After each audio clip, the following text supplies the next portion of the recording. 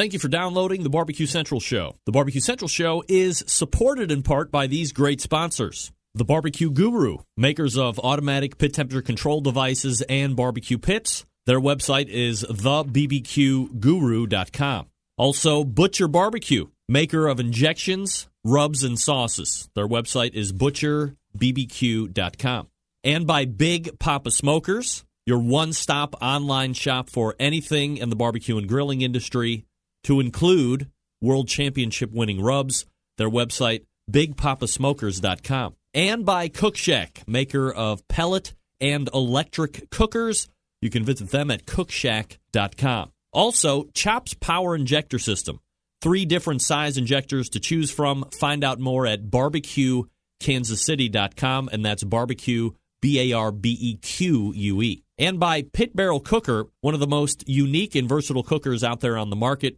Visit them at pitbarrelcooker.com. And by Smithfield, the biggest name in pork, bringing you great opportunities this barbecue season. Get smoking with Smithfield and their grant program and committed cooks program. Learn more at smokinwithsmithfield.com. And by Green Mountain Grills, some of the finest pellet cookers on the market.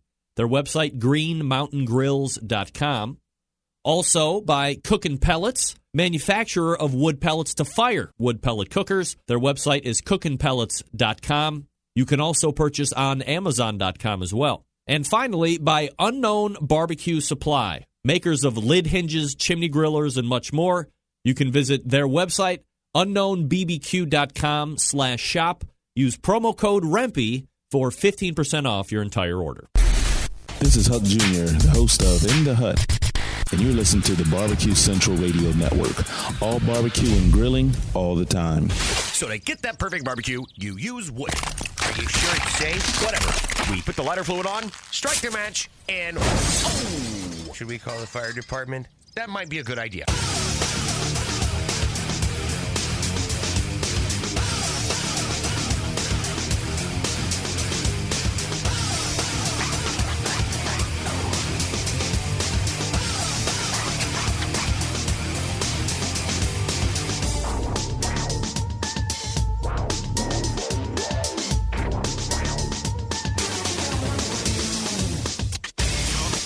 All right, good evening and welcome to the Really Big Barbecue Central Show.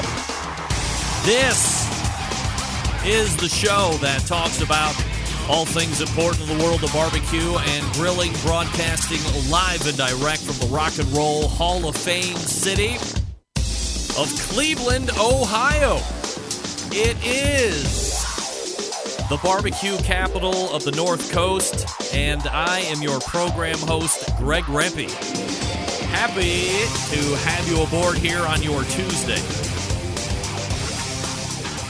We have a great show lined up for you this evening, which I will tell you about here in just a few short seconds. However, if you've thought about getting on board with the show and you don't know how to do it, I want to help you out with that. Here's how you can get in touch with the show. You can get in touch with the show by calling 216-220-0966. Email Greg at the bbqcentralshow.com. On the Twitter and Instagrams at BBQ Central Show.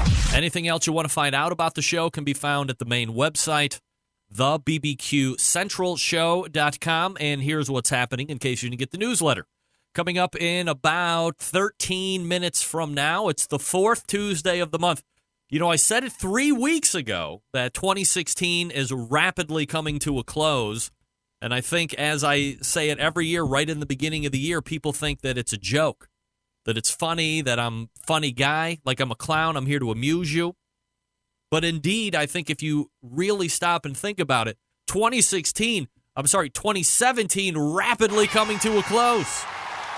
We're already in week 4 of January. So when it's week 4, you know, we're going to head over to one of my favorite barbecue and grilling websites, AmazingRibs.com, and call on the keeper of the flame, Max Good, who will be joining us to talk about some new cookers that are making their way onto the market and ones that he has been able to get his dirty little mitts on. And I mean dirty in the most delightful and endearing ways.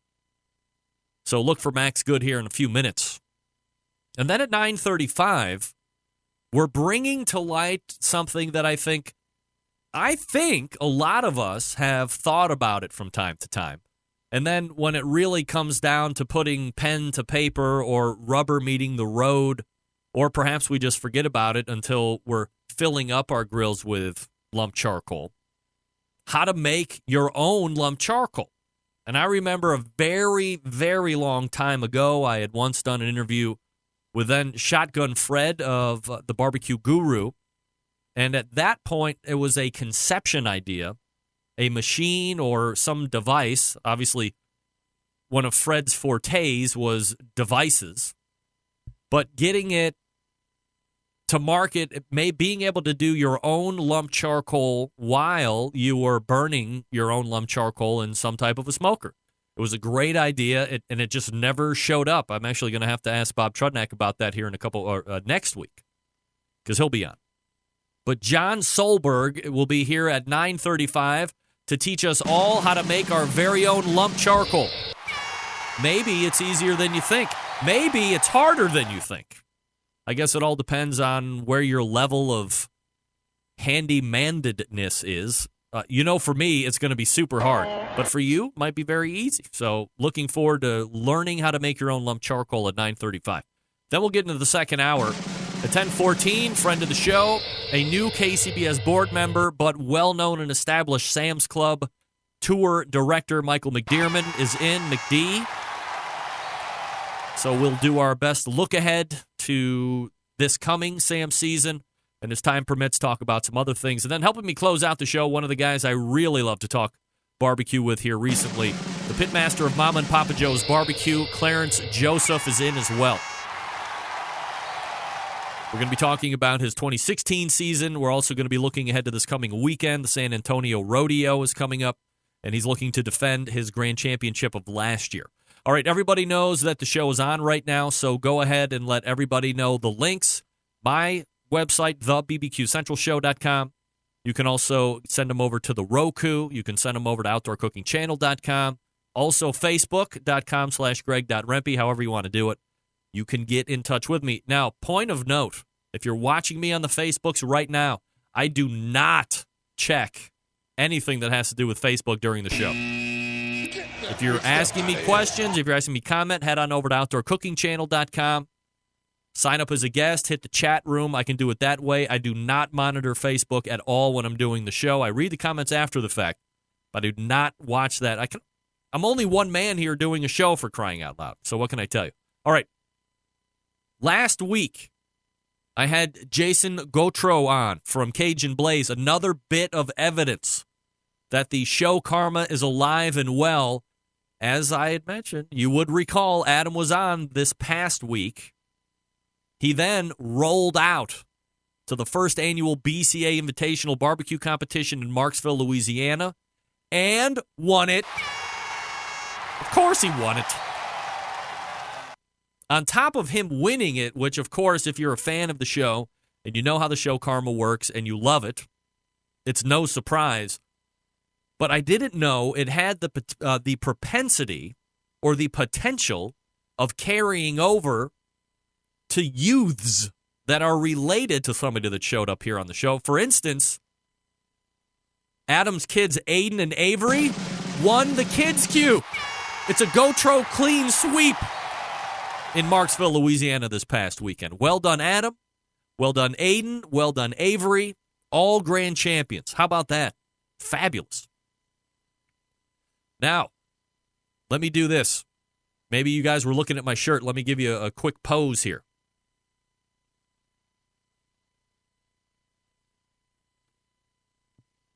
I want to thank the folks over at Rub My Rack Barbecue.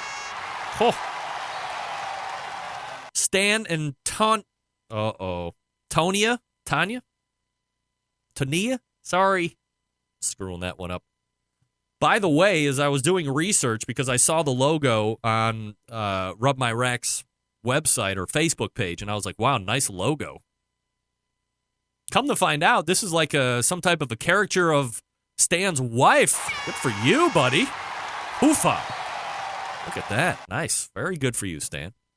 Again, I apologize if I am not pronouncing Tanya's name right. I know now that I know I'm confident in saying it wrong, I'm never going to recover from this. I apologize.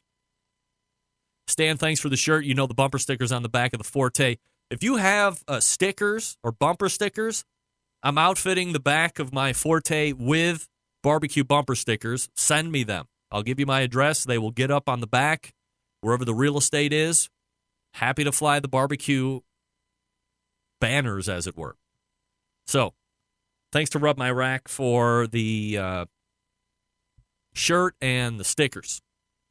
Now, I meant to mention this last week, but there's a company called Silverton Sporting Ranch, and they make a line of barbecue sauces.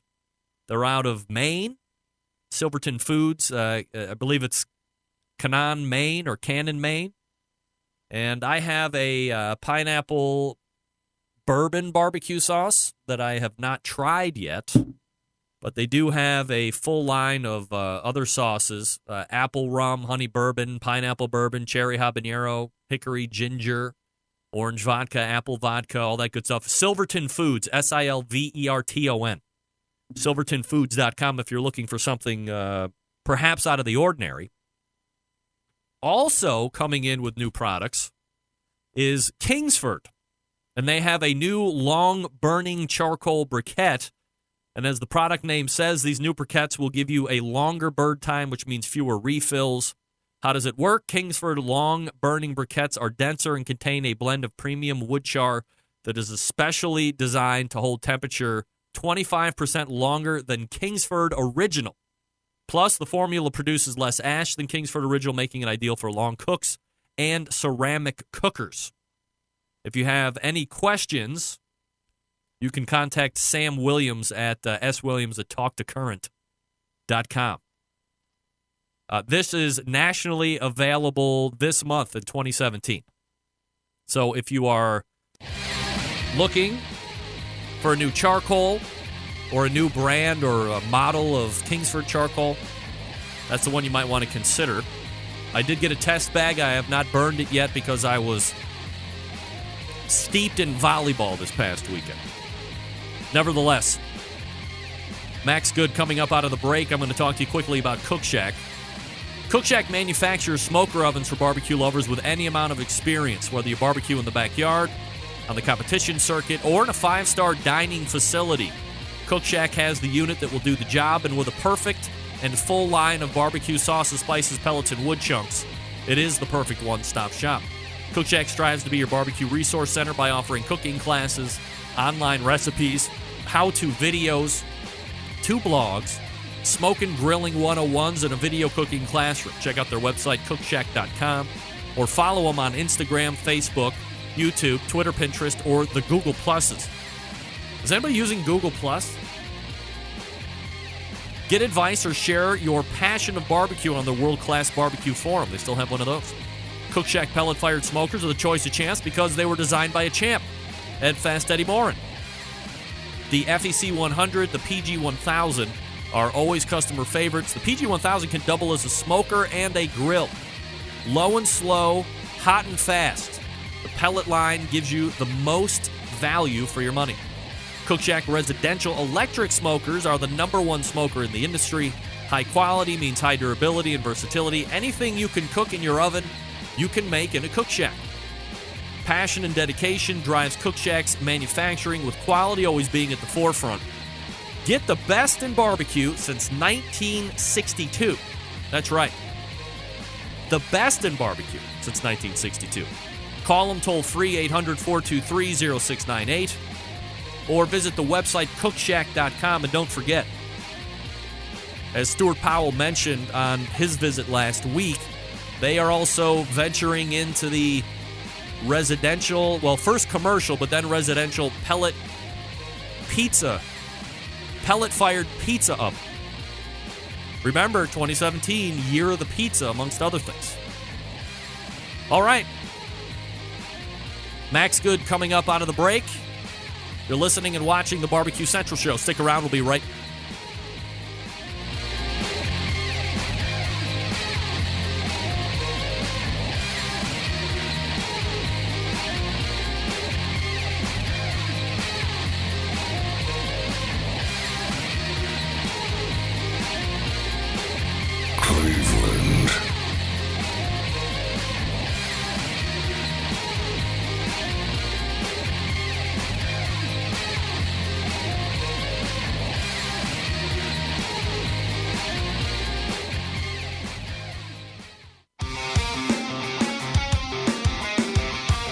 Broadcasting live from the Barbecue Central Radio Network studios in Cleveland, Ohio.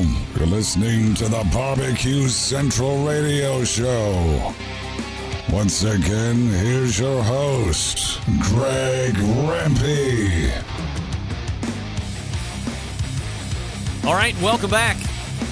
This portion of the show being brought to you by Smithfield. You love to barbecue, you love to compete, and you love to win, so do all three with help from Smithfield. Since 1938, Smithfield has been producing high-quality fresh pork products, and now they invite you to get smoking with Smithfield.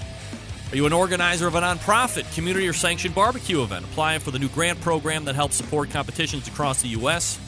But that's not all. If you compete, you can join the Committed Cooks program. Members who commit to cooking with premium, hand-trimmed Smithfield fresh pork receive swag and other great pictures and prizes. Head on over to smokinwithsmithfield.com for more information. That's Smokin' with Smithfield. All right, it's the fourth Tuesday of the month, and that means it's time to visit with the resident keeper of the flame at AmazingRibs.com. What grills and smokers should you be buying? What's the new getting ready to hit the market style cooker? All questions that shall be revealed and answered here as we race to the hotline and welcome Max Good to the show. Hey there, Max. No, Max. He's coming. Get that big stuff out of here. Guaranteed he's coming. Absolutely. Let's see if this is him. Max, is this you? It is me. Aha! I knew we would find you somewhere. I'm here. All right. So, I just gave you a great introduction, of course. Oh, and well, thank you very much. We are ready to go. So, we love to have Max Good on, who, of course, well, that's not Max. That's Michael McDearman. Wait a minute. Put the other guy back on. You got handsome. Wait, okay, well, here's Max. So, we'd love to have you on the first Tuesday, or the fourth Tuesday of the month. You're from AmazingRibs.com, the keeper of the flame. And, you know, there isn't a tremendous amount of, let's call it discretionary income, or maybe recreational income still these days, although we're hoping that might change. So you're the guy that's getting his hands on all the new stuff, or the cool stuff, or the new cool stuff, or whatever you want to say. And you can help us kind of direct our extra dollars, potentially. So let's get right into it. There's a number of different things we're going to be talking about. And one is something that we kind of talked about last week, which is the American Muscle Grill, which is kind of in a market kind of like the Kalamazoo, although we did make a bunch of differentiators last month. So have you? Do you have any extra additions or updates now that you've had another month to play with it? Well, I concluded my tests on it a few weeks back. All right. So I don't know where we left off with it, but it certainly is a striking device. And I don't know that when you talk about people trying to watch their dollars, you know, that is a luxury grill. And it's I wouldn't say it's overpriced. It's very well made and very unique. Just to recap it, it looks like a hot rod. It cooks like a hot rod. The front of it, the control panel looks like the grill of a Shelby GT 350. And it's got very powerful 522,000 BTU burners with a removable trays that sit on top of the burners that double not only as heat tents to diffuse the heat like all gas grills would have, but you can actually fill them with charcoal or wood and get a dual, as they call it, a dual fuel experience. But I'm glad you're thinking of all of our listeners that are trying to watch their money. Christmas just left, because I really want to tell them all about Kalamazoo's new smoker cabinet. The freestanding model goes for $14,000. Oh, and the built-in is about $11,000. We're watching our dollars tonight. Oh, jeez. Max, yeah, we'll be watching a lot of them. You must have hit the mother load here recently. So this is obviously Kalamazoo in the same breadth of Kalamazoo hybrid. Well, yes. I mean, they are obviously two different things. Oh, yeah, of course, but same company. Well, American Muscle Grill is owned by Somerset. Right. Which is a West Coast company. Kalamazoo is right here in the Midwest. Right. Kalamazoo, Michigan. They've been there for quite a while. All right. So, but you were talking about that Kalamazoo smoker cabinet, which is the same smoker company. cabinet. What I like about it, Greg, is that I haven't seen anything like this. It is a luxury outdoor kitchen item, and Kalamazoo is at the top of the heap in every way and in price. When you talk about money, they're pretty much the most expensive grills made. This cabinet smoker is gorgeous. It fits under the counter, and for all of you that were saying $14,000, you got to be kidding me. I couldn't afford to buy it. No. But believe it or not, people can. What's incredibly unique about it, in my view, is not only is it excellent in every way, as Kalamazoo is known for, and if you win $1 million and you want to get some really good stuff, you might take a look at them. But there are no cabinet smokers that are any kind of smokers for outdoor kitchens that are integrated into that look. And you guys know what I mean. You've seen outdoor kitchens. They're all stainless steel, shiny. Yep. They got a beautiful grill. They got a sink next to it. They got a refrigerator, under the cabinets. They got drawers and all this. Well, this is a gravity feed charcoal smoker that fits under the cabinet. And I know they worked on it for quite some time to tweak it and get it just right. Overbuilt in every way, gorgeous in every way. Us mortals look at it like you'd look at a Lamborghini or like a $300,000 car. You go, wow, I wish I could afford that, But it's fantastic. I can't think of anything else that's out there available for an outdoor kitchen ensemble like this. Let me ask you a question, Max. When it comes to price point, at $14,000 or whatever that luxurious price tag is going to be, overbuilt in every way, looks great, fits into the custom kitchen situation, as you had mentioned. But from a cooking standpoint, does it cook any better than a Stump's or a Southern Pride or a Deep South or a Pitmaker? And the list goes, Spice Wine, the list goes on and on with cabinet makers now. Is it that much better from a cooking standpoint, or is it purely aesthetics and name? I couldn't say from personal experience, but I posed that question to Kalamazoo. And the response from one of the key designers there was that, honestly, if you got a really good gravity feed charcoal smoker, that it could perform in a similar way. But yes, this is the best of everything, the best of materials, engineered and designed to make your eyeballs, ears, and fingers bleed, The challenge also that they faced was to squeeze it under a cabinet and still have adequate airflow. And, this gets beyond my skill level to think about the design challenges in that. But they wanted to make sure that it was no wider than 36 inches for the under the shelf model. There is a freestanding model as well. That's the one that's more expensive. I'm sorry, were you going to say something? Just from the under the shelf model perspective, what kind of a capacity do you have since it's fitting into the kitchen? Oh gosh, you know what? I am a bad boy. I only have the stats on the freestanding model, which is a little larger.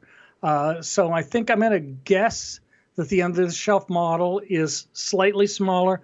The freestanding one has three 17-inch wide by 25-inch deep racks for a total of 3.86 cubic feet available. More than enough for 3 whole Packer briskets, 9 whole rib racks, or 2 large turkeys. They also have integrated a barbecue guru into it. This is coming standard with the system. I asked them why they did that, because originally they were talking about having that as an option. Yeah. I guess when you get in these price points, it's like a couple $100 extra bucks, big deal for throwing in the dice hanging off the rearview mirror on your sports car or something, Yeah. But I was told that it just works so much better, and of course, you can imagine whoever would buy this wants performance, wants ease of use, and it just helps goose it up a notch above what it already is. Now, when they say 9 racks of ribs, I'm going to go out on a limb and say that they're talking about loin back ribs versus whole racks of spare ribs. I'm sure they don't mention that, but I'm going to go out on They a have not limb. mentioned it. And again, I haven't. I've seen the thing up close and personal, but I haven't cooked on it. So I couldn't definitively tell you that. Sorry. All right, that's fine. So if you have $14,000 to $17,000 to $50,000 for a Kalamazoo smoker cabinet, this might be something that you would want to take a look at. Yes. Otherwise, we have a Char-Broil Smart Chef True Infrared Gas Grill. And I think, and I don't want to speak out of school here, Max, but maybe gas grills aren't really looked at in a attractive light amongst the niche of barbecue and grill guys. It's all, not that grill isn't live fire all the time, because it is a burning fire, I guess, to a certain degree, but it's not charcoal, and I think there's a aesthetic and a cachet for charcoal, but there is obviously a huge market for gas grill. Well, they are the most popular. Yes. I think realistically, most people in the United States would like inexpensive gas grill. They view them as easy to use, easy to fire up. When you're done cooking, you just go inside and forget about it, basically, which is not a good idea, because I know people who don't clean their gas grills, and that will, it'll either come back to haunt you, or you'll be one of these folks that said, all right, out to the curb, I'm buying a new one. Sure. But the Smart Chef is very unique. It's something that we've been wanting for quite some time, and others have tried to do it to varying degrees of success. They're bringing this. Here's what it is. It's a 3-burner gas grill that has digital control. You can control the temperature and monitor this thing from your smartphone. There are some restrictions on it. I just started playing with it. I got one of the first models out there, and it's on my deck now. It looks a lot like one of their other true infrared. It has the true infrared cooking system, which is a radiant plate above low powered burners with a grill surface on top of the radiant plate. The heat energy gets stored in that radiant plate, and the result is you get some really intense searing temperature there, but you can dial these down too. And there is no flare-up. There's very little convection heat. Right. So foods come, it's an incredibly forgiving system. They have it on many of their grills, not all of them, and also their luxury line, which is Sabre, but it's nowhere near as expensive as Kalamazoo or American Muscle Grill. This has a digital thermometer sensor at the back of the unit, and it sends information of the temperature inside the cook box down to a valve controller in the lower cabinet. And there is a wire coming out from this controller to each of the 3 burners. And you can actually, from your smartphone, you can say, I want to go to this, I want to go to 500. It bottoms out. The low temp from the control unit is 350. And I clocked it up upwards of 700 on the high end. So you can sear with this thing. Now, if you want to go lower than 350, you have to go to a manual mode, which is also a possibility. If you don't want to use the digital control, you go manual. And even if you're manual, you can still use the integrated meat probe that comes with it. It has 2 ports for meat probes, as a matter of fact, but only one comes with it. It also has a built-in timer. And Char-Broil has provided their own guided recipes, which I haven't explored yet, but I'm eager to do so. I teased them. I said, I want this to be the easiest test I've ever done. I'm just going to follow your recipes and see what happens. So I'm very curious to see that. We'll see. We'll see, Greg, if this does what they say it does. And I'm already seeing there's some, like the 350 threshold on the low end from the controller only. You can override it and just go, or underride it, if you will, and go manual and set up 2-zone like you could with any other gas grill and get to lower temps. But it's a fascinating system, and if it does what they say it will do, it's a groundbreaking landmark achievement. I am a well-known, long-time, staunch critic of Char-Broil, and I'm saying it right this time, not like we did the last time. Okay. So, in your estimation, do you find this to be a cooker that is going to last 3 to 5 years? Char-Broil has been well-known in having great ideas on the concept, but when it comes for execution and putting it in there the market, little lackluster overall. Well, I can't argue with that to some degree. They're not known for durability and longevity. If you compare them to Weber, which is often done, and I'm not sure that's entirely fair because Weber's price points are generally speaking quite a bit higher. And Char-Broil makes sure that they bring their products in for those lower price points. But the reality of it is, in my view, that when you're looking for these value price systems, that they're probably the best out there that I've seen. Well, I take that back. Broil King makes some very good low-price gas grills as well. And, of course, they have their cast aluminum bodies, which will outlast the lower-cost materials that Char-Broil uses. I'm not sure what to say about that. I know exactly what you're talking about, but I also talk to a lot of people who kind of or what I just described. They want a grill that'll last them 3, 4, 5 years, and then they want to replace it. People own cars like that too. That's their viewpoint on them. Max Good joining me here from AmazingRibs.com, the keeper of the flame over there. The last one I want to talk about tonight, and we've talked to some people at the corporate office at this company, and we've gotten some other insight just from a steak cooker's point of view. But the Portable Kitchen 360, which just recently is now going to be put in Home Depot stores, which is a bit of a twist in their marketing campaign, if I'm not mistaken. So what can you tell me about this one? I think the Home Depot is going to be regional. I don't think it's going to be national, in my recollection. All right. But it's still a nice thing. We love the PK grill. I personally haven't done a lot with it, but I know Meathead is nuts about the thing. He's got one on his deck. I got a whole system in 3 boxes sitting in my dining room right now. I got to pull it out. But this is the new one. They started up the same year as Weber, 1952, and they never gained the recognition that Weber has. Right. But they pretty much have had this one unit that's relatively unchanged that whole time. Now they have a new, much larger one that looks more modern and has more modern features to it. And I am truly excited to check it out. Have you seen the thing, Greg? Of course, yes. Oh man, it very looks nice. cool. Very sexy.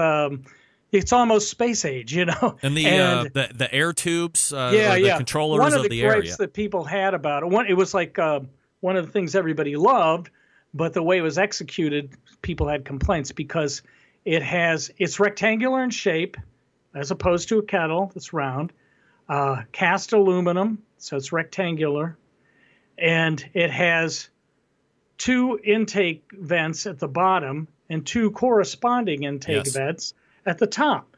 Now they're just sliding vents. So if you slide them open and closed at the bottom, you slide them open, ash falls out onto a shelf underneath. Right. They've come up with a brilliant solution to that. They have these cylindric dampers, I guess you like could call rotators almost. Yeah. So nothing's going to drop through the bottom, but that you, instead of sliding back and forth, you have these dials on the front, and you open and close them. It's larger than the original model that's been around since '52. That's a big deal, that the first real change they've made in all these years. And it's about $800, as I recall, for the whole package. So, it's not cheap either. Well, here's what I know. We're out of time, so that's good. Oh. And you get it put together and get to cooking on it, so when we reconvene in the Lovers Month of February, you can give us a full review. I'll send you a card, Greg. Yeah, perfect. I would appreciate that. Thank you very much. It's Max Good, AmazingRibs.com's keeper of the flame. Always appreciate the time, Max. Thanks so much. Thank you very much, Greg. You got it. There he is, Max Good. from AmazingRibs.com. And, of course, All guests on the Barbecue Central show appear via the Smithfield Hotline. Yummy. AmazingRibs.com is the website. I'll be looking forward to getting that review from Max. Let me get rid of this. Mute that. All right, folks, let me talk to you quickly about the Pit Barrel Cooker. Okay? Pulling the trigger on a new cooker can be nerve-wracking sometimes. Temperature control, fire management, what woods to buy. Who needs the hassle? Might I strongly suggest a Pit Barrel Cooker. The Pit Barrel, unique in the fact that it's easy to use and it's available on the market today. Imagine a single cooker that turns out great traditional barbecue meats like brisket, pork shoulders, and ribs. It can also ramp up in temp to do the burgers, chicken wings, and hot dogs. Versatility, all thanks to the revolutionary design that goes beyond traditional convection. Their hook and hang method places the food in the center of the heat, so it's acting like a stationary rotisserie, if you will. The result, great tasting, perfectly cooked meat each and every time. That is consistency. Not only is the Pit Barrel a fabulous cooking vessel, it's aesthetically sexy as well. It's not only built to withstand heat, thanks to its porcelain enamel finish, the Pit Barrel is able to withstand any type of weather. It's also extremely portable. It can fit in the back of most trucks, vans, and SUVs. It's ready to go wherever you are. Of course, all barbecue folks love accessories, and the Pit Barrel doesn't disappoint here either. From rubs to the unique removable ash pan, the pit grips, turkey hangers, hinged grill grates, the new charcoal chimney, the very cool mugs and beer koozies.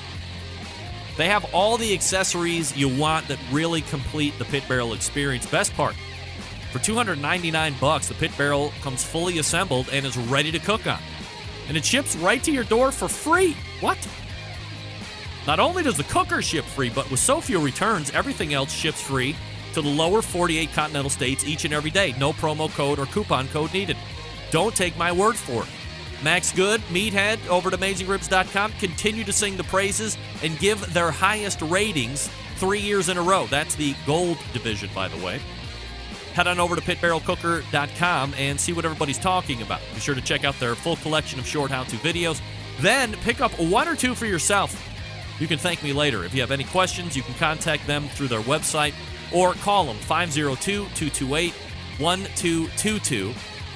502-228-1222. And yes, they'll actually talk to you. Find out what great customer service is all about, won't you? It's great folks over at pitbarrelcooker.com. They will be at HPB Expo as well. I'll have breaking news on that further as the show wears on, maybe. But we're back with how to make your own lump charcoal right after this. Stick around.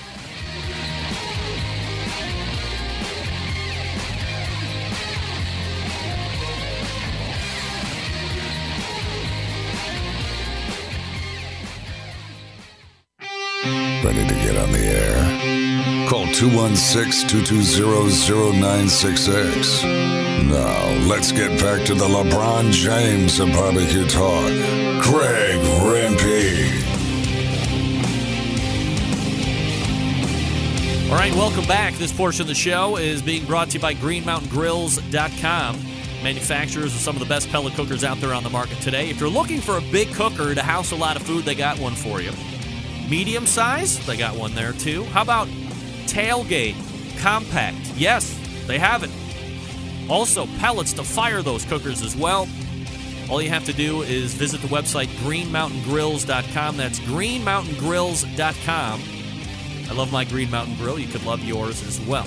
Now, never let it be said that when I see or hear a great idea that I don't bring it on the show and let the Centralites evaluate for themselves, and it seems only too obvious, but do you know anyone who's currently making their own lump charcoal that's not in the lump charcoal making business? I do, and since it's a subject we haven't discussed here on this show ever, we need to rectify that situation right here and now. So let's go ahead and head over to the Smithfield hotline and welcome first-timer to the show, Jon Solberg. Jon, how are you, buddy? Hey, great, Greg.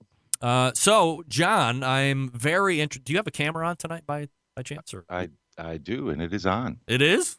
It is. Hold on a second. I'll be the judge. Oh, okay. Sorry. Heyo. Ta-da. Yeah, I just blew out my whole digital mixer here, and I didn't see the picture. That's why I was hiding you from myself. Here we go. So, give me background about Mr. Solberg. Are you a longtime live fire enthusiast? Is it something that you kind of got into later in life? Where's your venture into the live fire foray? I've played in live fire for a long time. Seriously, only for the last 3 or 4 years. I got into back in the 90s, the open bottom water bullets. About 1995, I fell into getting better, trying to get better at that. Graduated into Smoky Mountain in the early 2000s, and that's when it kind of took off. Can't really ever say I got good at it for the last 4 or 5 years. Jon Solberg joining me here on the show. We're going to be talking about how to make your own lump charcoal. You know, there continues to be a great debate over charcoal. You have a couple different options. You have the briquette charcoal, you have the lump charcoal, then you have these new ancillary things that are coming down, the coconut charcoal and all this other crap that I really don't see becoming a real run as of, well, for now, I guess. So I certainly understand that you make your own lump, of course, but do you use both? Do you have certain times when you would use briquette or lump, or are you just a straight-up lump guy? I'll burn anything. To me, it's just a heat source. So if it's, I'm a huge Kingsford fan.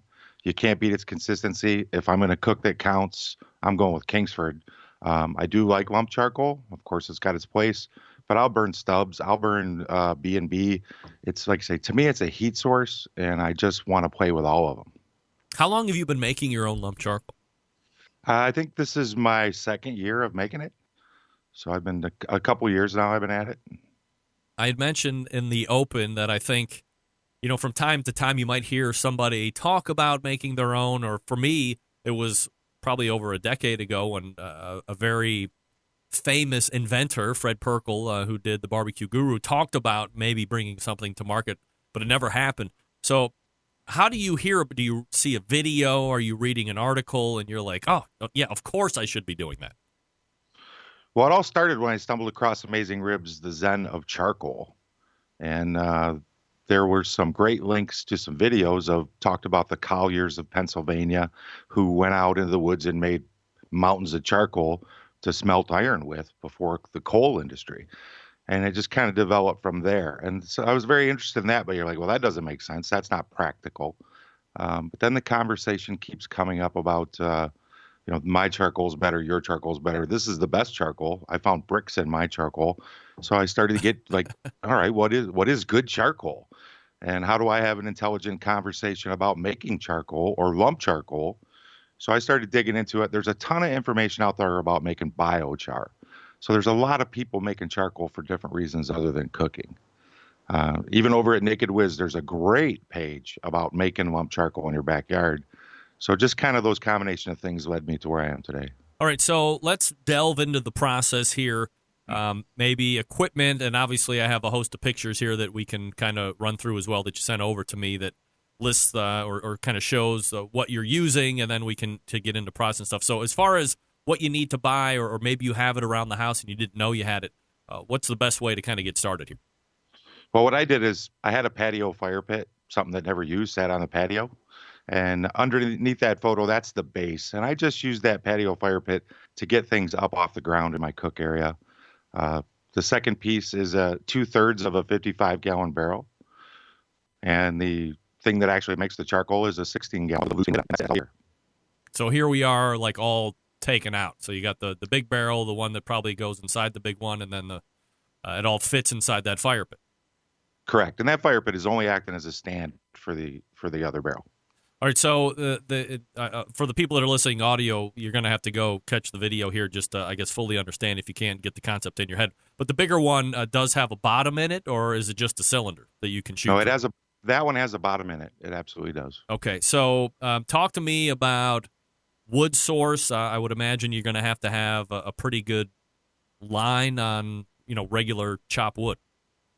Yeah, that is a fact. But I do also run stick burners, so there's always a face cord of wood at my house. Always a couple at my dad's and in reserve, riding the pine. So, you got to have some wood, but and you need some way to make it into some smaller form. is there a rest period? So if you're, you have your firewood guy who's giving you hardwood, and we'll use barbecue wood for this example since this is the kind of show that we're doing versus just traditional heating.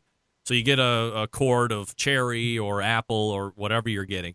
Do you have to let it sit up and rest for a while or season for a while, or are you hoping that the firewood guy has done that portion for you? Well, I'm a believer that your wood needs to be seasoned.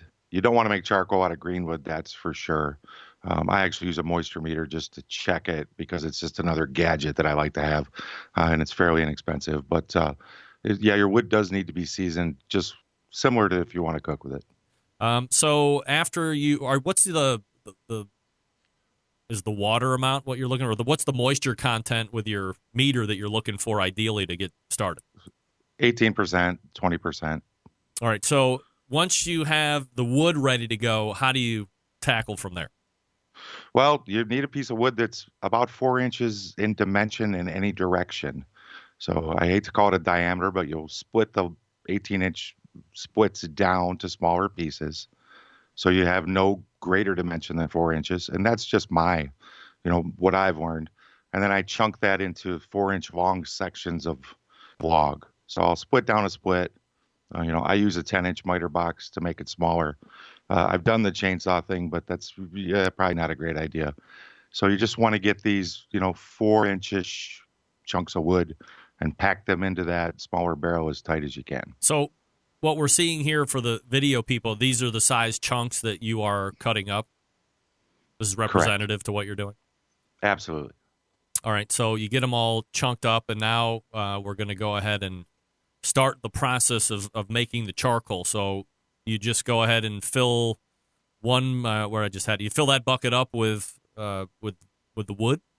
Yep, just jing it in there the best you can. You want as little airspace as possible, and just kind of pack it around in there and tap it in and make it good and tight the best you can. Make it fit, and then it's ready to fire. All right. So once you have it in the looking for a better picture here, we're probably going to go right into a move. So let me go back to this one. So this bucket is going to go inside the bigger bucket. So you have Correct. Gap or space in between these two. Correct. Now you have to build a fire in the middle.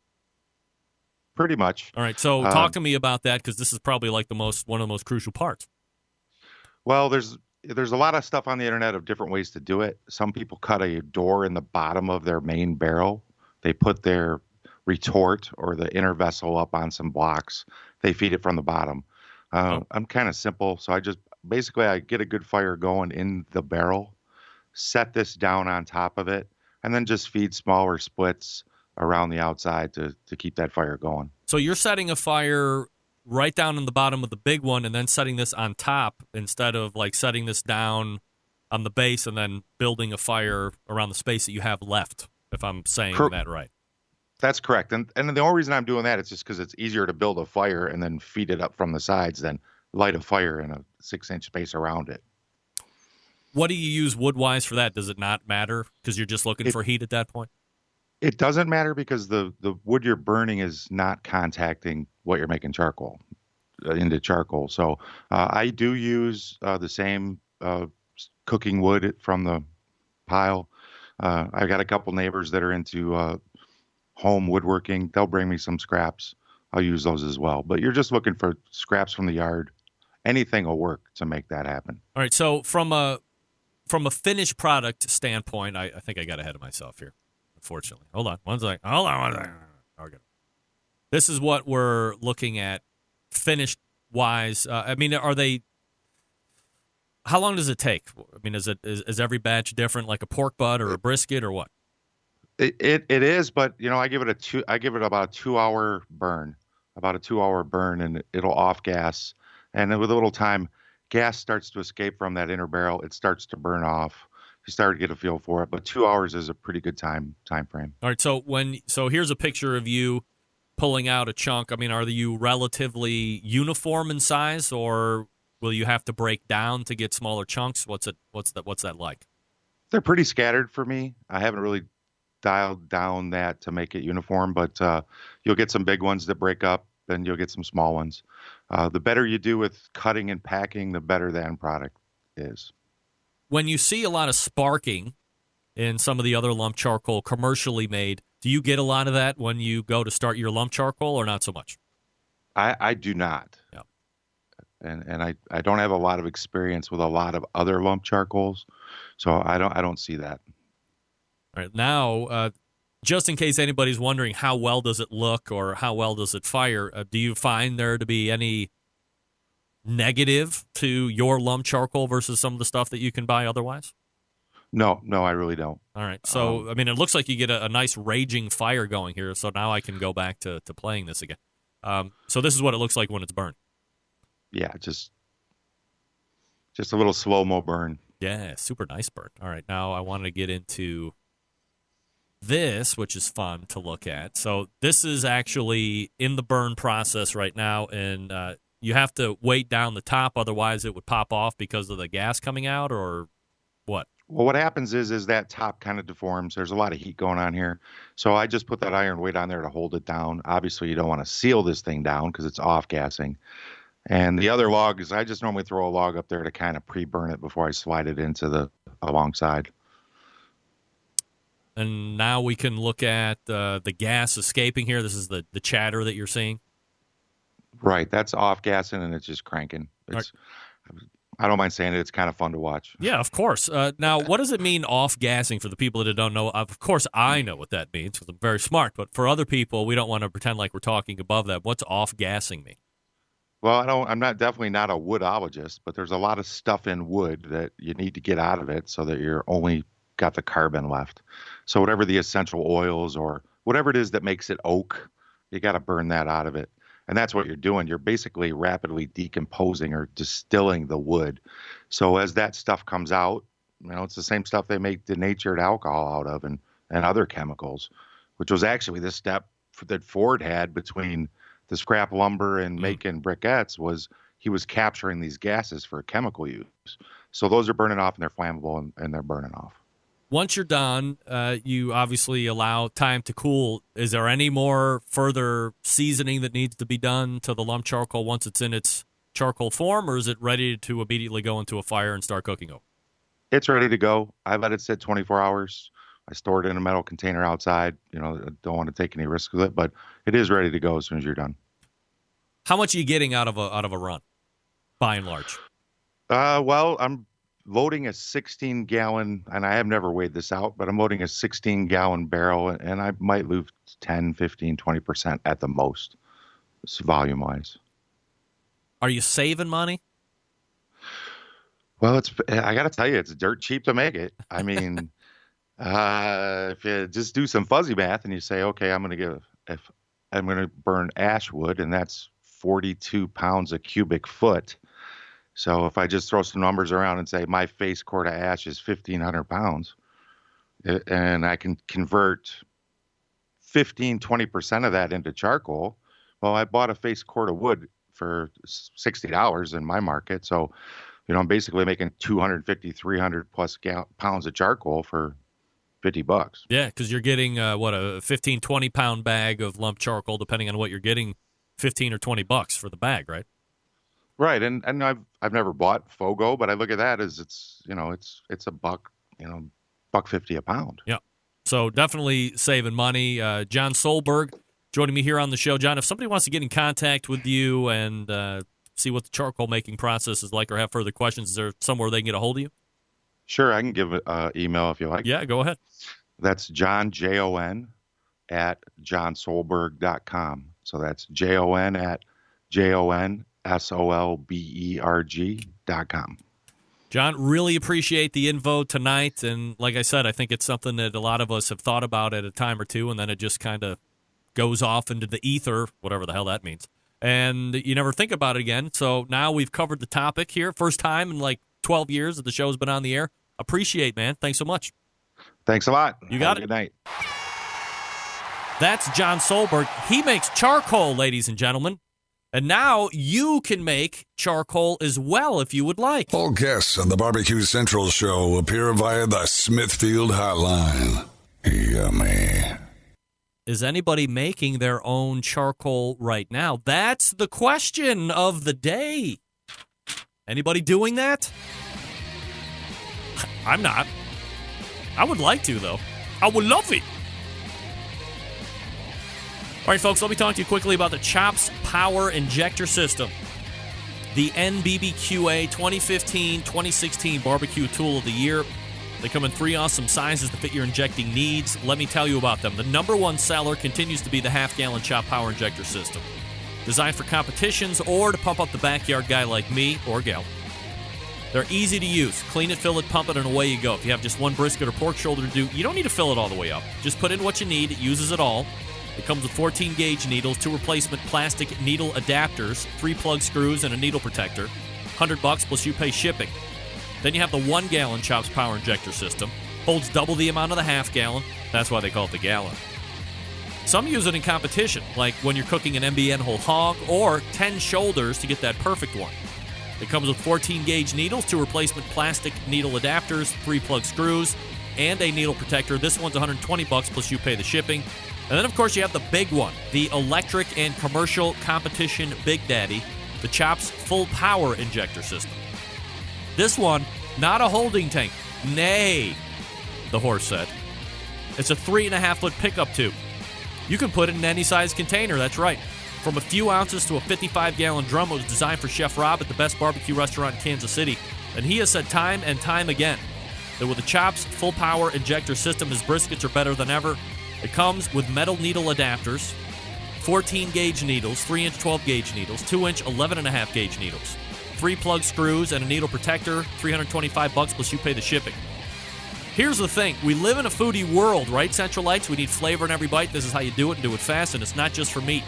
How about an alcohol-infused watermelon or grapefruit?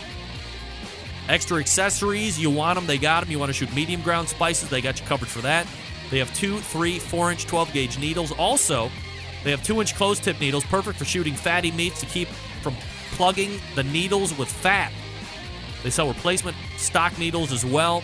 They have a great upgrade. You can make your Chops Power Injector bulletproof. How about this? Metal needle adapters. Ever thought about that? Well, they did.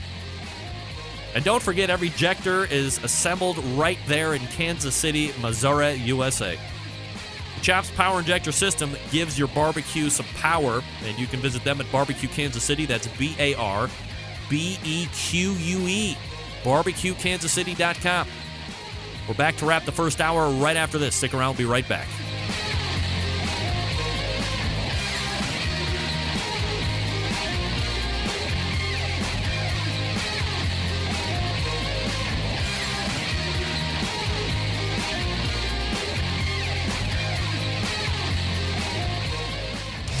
Big name interviews, advice on cooking brisket and ribs, and the only host willing to share his honest opinion on all things important in the world of barbecue. It's the Barbecue Central Show. All right, welcome back. This portion of the show being brought to you by CookinPellets.com, your number one source for quality wood pellets for all your pellet-driven cookers. Visit CookinPellets.com for more information or purchase. You can also buy from Amazon.com as well. So is nobody making their own lump charcoal? React to me! Thanks again to Jon Solberg for talking to me about it. All right, so I want to take 2 minutes here. Over the past 3 weeks, a guy who was, still in the chat room, the official, he doesn't know it, the official Barbecue Central sound engineer, Haniel Trisna, has hooked me up. I mean, it immediately gets into the weeds. For me, so I know it would for you guys, but I'm basically going to be able to take 2 of my hardware components off the desk. We've gone digital mixer. I mean, there's still a physical mix, but I have a digital console up on my screen right over here. You can't see it. I'll get a new video of show you all around it and stuff so you can continue to probably not care, but this step is real. This stream chat on iPhone is horrid. Yeah, of course it is. It's an iPhone. But the abilities and the potential that I have are kind of limitless. And I sound way better, and I can free up desk space. And he has spent hours and hours and hours with me getting this whole thing set up, going through troubleshooting, giving me lessons. We did a final sound check a couple hours ago here before the show, so I want to get it out in the public. Daniel Trisna is a sound engineer god. Thank you. This thing is awesome. I love it. All right, we're going to step away and reload for the second hour. If you want to jump in on the show, I'm more than happy to have you. 216-220-0966. That's the Smithfield hotline. You can also email the show, Greg at thebbqcentralshow.com. Big news to get to here in the second hour. You're right, Steve. I am going pro with audio.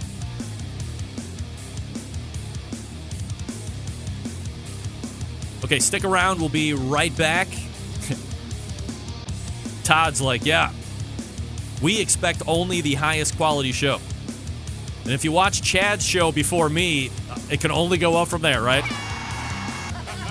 I kid. All right, here we go. I'll be right back for the second hour. You're listening and watching the Barbecue Central Show right here on the Barbecue Central Radio Networks.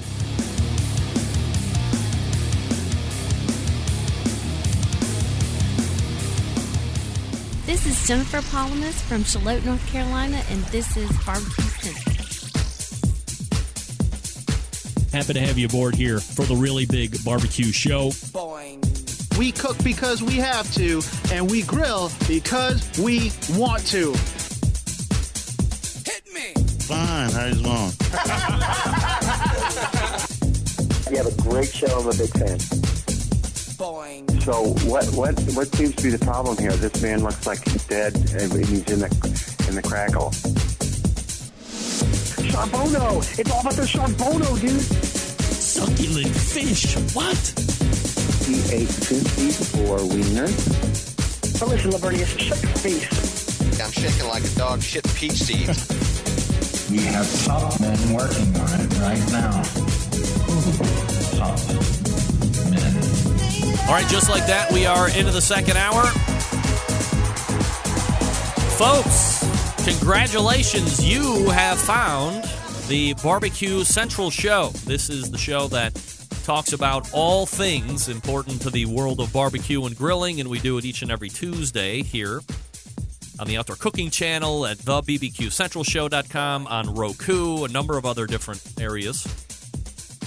I'm telling you, with the installation of the new digital mixing console, I continue to look down here at the physical mixer, which is not hooked up, and I see no metering going on whatsoever, and I am pooping.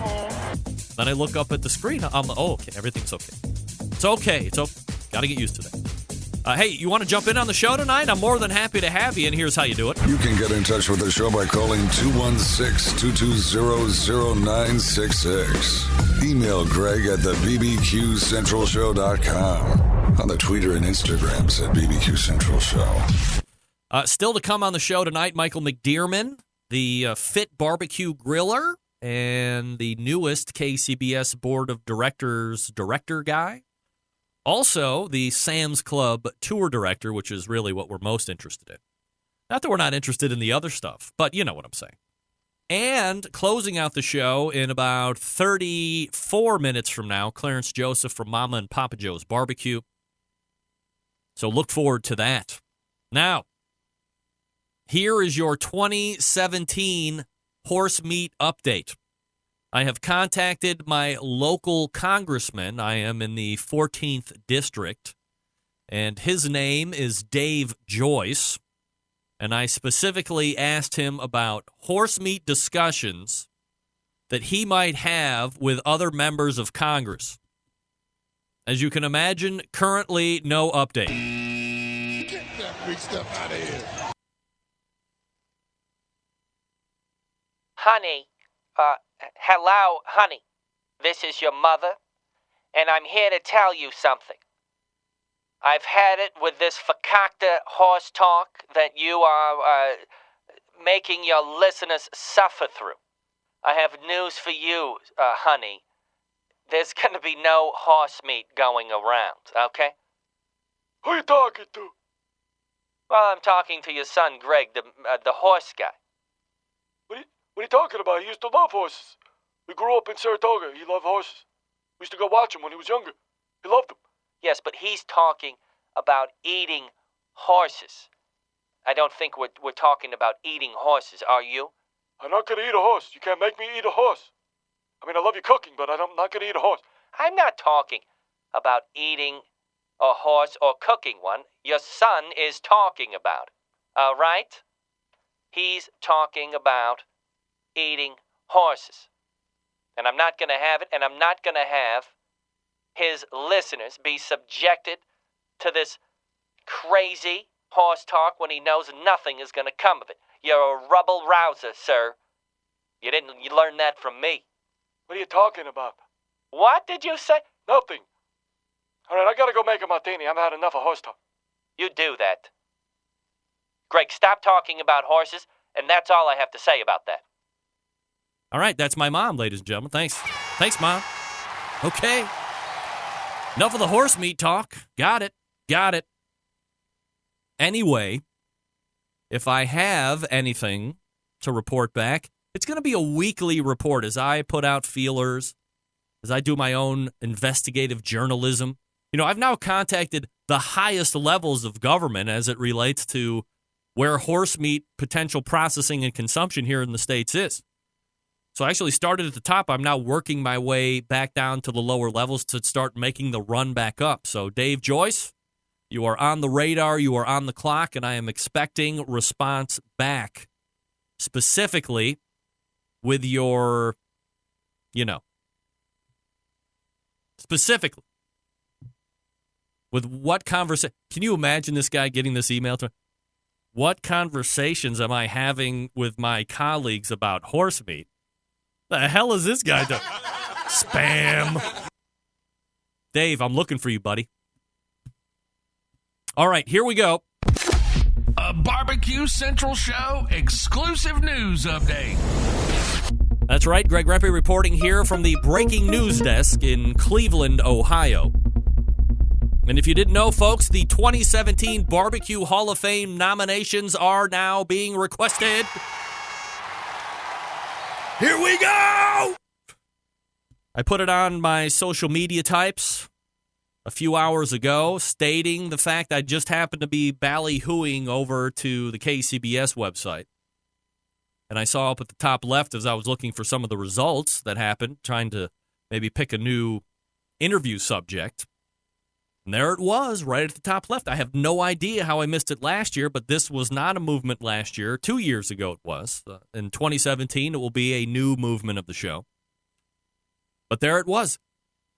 Hall of Fame nominations now being accepted. So, let me tell you, if you think I am worthy of being suggested to go into the Barbecue Hall of Fame, not saying that I should be in the Barbecue Hall of Fame now, but I'm just saying, if you feel that I should be in a conversation, here's what you should do. There's a email, bbq@americanroyal.com, just like it sounds, bbq@americanroyal.com.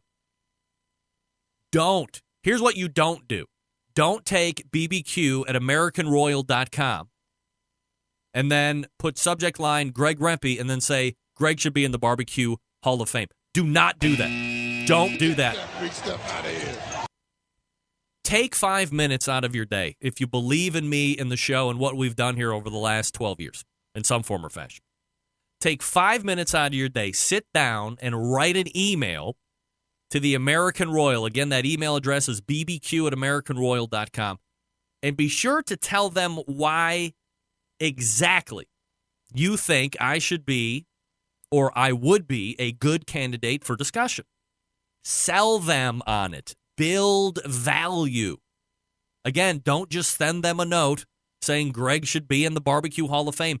That will be getting us both nowhere quickly. And we want to go somewhere quickly or over an extended period. We want to be moving in the positive direction. So if you're going to do it, you need to be compelling and you need to bring across the value of having me in this discussion and perhaps more importantly, the value of having me in the 2017 Barbecue Hall of Fame. And then, when I get voted in this year, as I so deservingly deserve, my acceptance speech will be one of legend.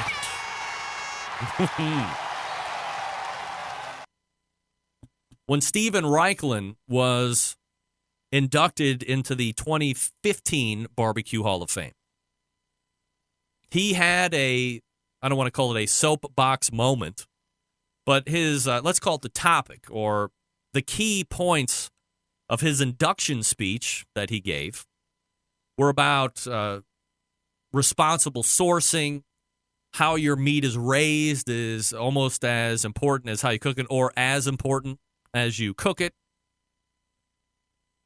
A lot of green movement stuff in his stuff.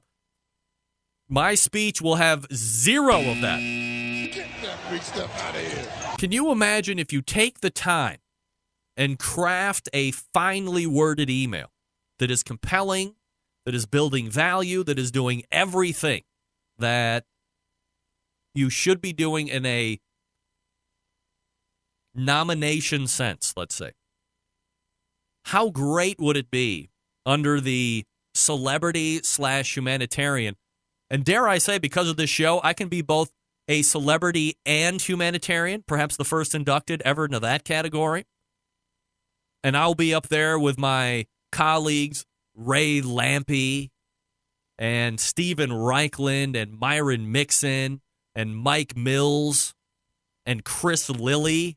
Me and Chris Lilly in the Barbecue Hall of Fame. It's happening this year. Never have I felt more confident in two things happening in the world of barbecue in 2017. One, we will be the forefront runner of the nation bringing horse meat to processing and consumption here in the States. Number one. Number two, Greg Rempe, Barbecue Hall of Fame inductee, class of 2017. It's going to happen. You know it's going to happen. You also know about Big Poppa Smokers, a longtime sponsor of this show, which I appreciate. Look, if you didn't know, Big Poppa Smokers is the one-stop online shop for anyone interested in barbecue, featuring a comprehensive selection of American-made grills, spices, sauces, accessories, even a kit that gives you everything you need to make a world-class smoker out of a 55-gallon drum. Big Poppa Smokers has made a name for itself by making an award-winning line of championship rubs that have won almost every major barbecue competition, period. They've also banded together with fellow California-based rub company Simply Marvelous Barbecue to form what has now become known as the West Coast Offense.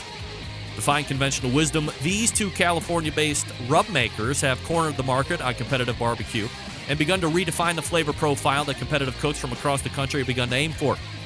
They've even created two of their own unique competitions. Of course, King of the Smoker, bringing the best of barbecue in a head-to-head, back-to-basics style competition. King of the Smoker unique in the fact that contestants may not use any electric devices such as pellet cookers or pit miners. Contestants just allowed to use charcoal wood in their wits to win one of the most high-stakes barbecue events around. The other one is the Guinea Pig, which is a cost-controlled event that helps bring in newcomers to the competitive barbecue world. It also features prize distribution all the way down to 10th place in each category. That helps provide incentive to get new competitors into the world of barbecue.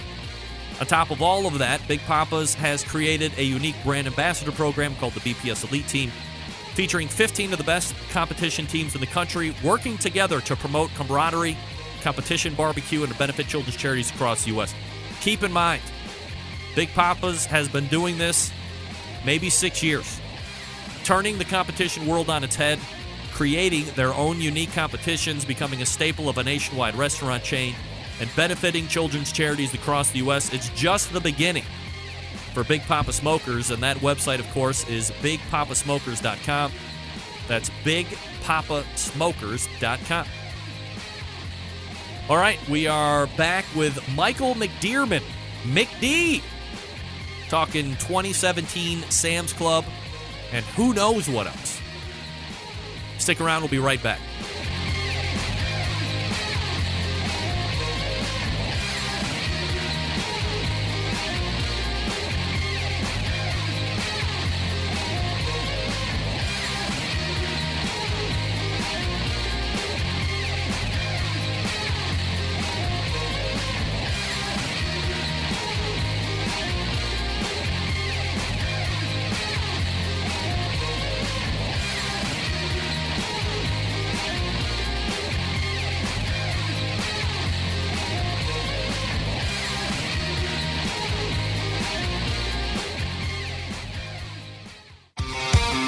The only show giving you a monthly visit from a doctor of barbecue. A man actually named Meathead. The author of a barbecue Bible. Bloggers, reviewers, competitors, and manufacturers by the dozens. It's the Barbecue Central Show. Once again, here's your host, Greg Rempe. All right, welcome back. This portion of the show being brought to you by Unknown Smoker Accessories, purveyors of made in the USA stainless steel barbecue and smoker lid hinges, barbecue accessory hangers, rocket hot chimney grillers, and heavy-duty aluminum foil dispensers. The fine products from Unknown Smoker Accessories keep your gear where it needs to be. Where's that? At arm's length and ready for battle. Well, I can tell you one thing. I thought I had McDee's phone number up, and I sure as hell didn't. Well, that's my fault. That's my fault. I take on. Use discount code REMPE, R-E-M-P-E, for 15% off your entire order. That's promo code REMPE.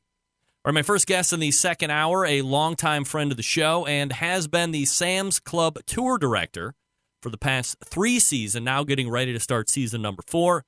He's also recently voted onto the KCBS board of directors. Let's go ahead and head over to the Smithfield hotline and welcome back good friend of the show, Michael McDearman. McD, what's up, buddy? How are you, Rempe? I'm doing absolutely fabulous, Michael. Appreciate you making time, as always, for the show. And a couple different places we can start here. Go ahead.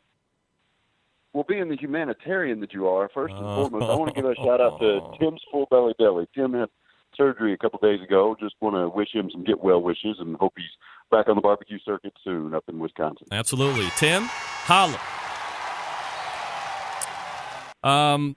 Michael, let me ask you, right off the top of your head, I mean, you're well connected with these barbecue folks and many different, not just competition, of course, but in business and philanthropy and celebrity and all this stuff. 1 out of 10 on a scale, 1 no way and 10 absolutely. Am I in the Barbecue Hall of Fame come 2017? Voting time? You know, I think it's just going to be an honor being nominated, and but I would pay money to see that acceptance speech. Yeah? Oh, yeah. Oh, yeah, you would. It would be on the entertainer side, that's for sure. Oh, yeah, no doubt. So, all right, Mike, so let's do this first. We have your 4th season as tour director, getting ready to ramp up here in Sam's Club. And, you know, up until a few weeks ago, the Sam's Club registration process would see its fair share of people whining and complaining because a server crashed or blah, blah, blah, and I can't get in and this. I mean, never mind the fact that there is literally an influx of thousands of people trying to get to the same place. However, this year, I think, marks the first time that no such crash takes place. And funny how much less you hear about good service versus bad service, which is like rule of the day for anything. But what happened to bolster the ability to handle the rush this year? Well, you know, when I came in halfway through the season, so registration had taken place the first year I was part of being a director. Second year, they went through the process and then had some glitches. We made some adjustments technology-wise, and it handled it sort of at its max. And each year, the great thing is we've had more and more interest in it's growing. I think we've only got 20 spots open right now, 20-ish, depends on the day you look at it. Yesterday it was 20, I think it's 24, 25 today. But yeah, it's amazing how much interest has been in the Sam's Club Tour. And this year we said, let's just ramp it up 8 times what we need and what last year. And 400 people registered in 3 minutes. Like, that's a huge number, I think. Yeah.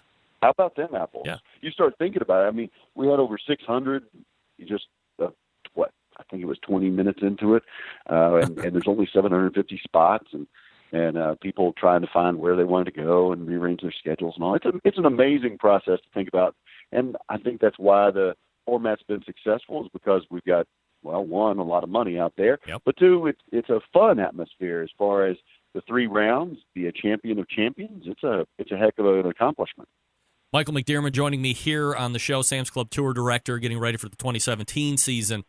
Michael, and I looked maybe 4 or 5 hours ago, and you were talking about spots, but there's currently 4 local events that remain unfilled. So, again, as you had mentioned, a tremendous response continues to be the rule for this series.